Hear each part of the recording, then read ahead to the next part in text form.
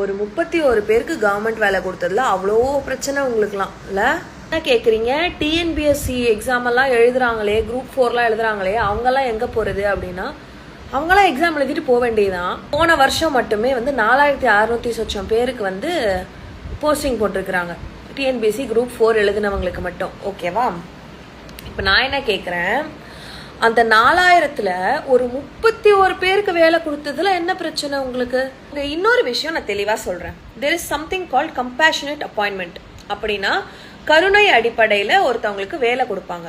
Government ஸ்டாஃபா இருக்கிற அம்மாவோ அப்பாவோ யாரோ இறந்துட்டாங்க அப்படின்னா அவங்களோட நேரடி சொந்தக்காரங்க, அதாவது அவங்க பசங்களுக்கு தகுதியின் அடிப்படையில கவர்மெண்ட் ஜாப்ஸ் கொடுக்கப்படும்.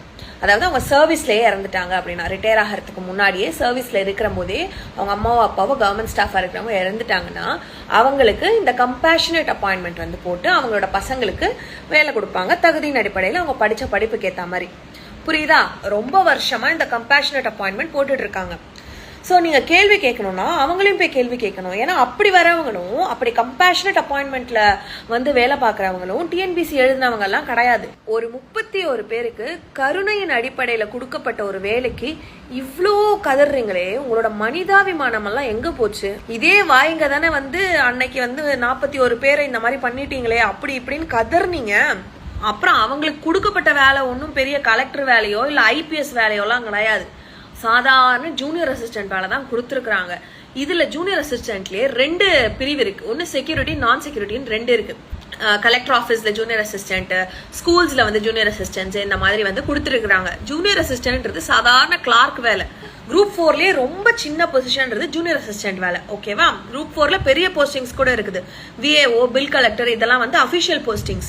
இதெல்லாம் கொஞ்சம் பெரிய போஸ்டிங், சம்பளமும் அதுக்கு ஜாஸ்தி. இந்த ஜூனியர் அசிஸ்டன்ட்ன்றது ஹையர் அபிஷியல்ஸ்க்கு உண்டான ஃபைல்ஸை சரி பார்க்கறது, அப்புறம் ஹையர் அபிஷியல்ஸ்க்கு உண்டான அப்பாயின்மெண்ட்ஸை சரி பார்க்கறது, இந்த மாதிரி வேலைகள் மட்டும்தான் அவங்க பண்ணிக்கிட்டு இருப்பாங்க. இந்த வேலைக்கு ஏன் நீங்க சண்டை போடுறீங்கன்னா எனக்கு புரியவே இல்லை சத்தியமா. அப்புறம் இப்போதைக்கு அவங்களுக்கு எல்லாருக்குமே டெம்பரரியா தான் அந்த ஜாப்ஸை கொடுத்துருக்குறாங்க. கோர்ட் ப்ரொசீடிங்ஸ் எப்போ முடியுதோ அப்பதான் அவங்களுக்கு அந்த ஜாப் பெர்மனண்டா ஆகும். அதனால நீங்க இப்போ அந்த சமூக ஆர்வலரா அப்படியே மண்டை மேல ஏறி நின்றுட்டு நடனம் ஆடிட்டு இருக்கீங்கல்ல, கொஞ்சம் இறங்கி வாங்க. நீங்க அவ்வளோ துடிக்கிற அளவுக்கு இங்க அவ்வளோ பெரிய விஷயம்லாம் ஒன்றும் ஆயிரல.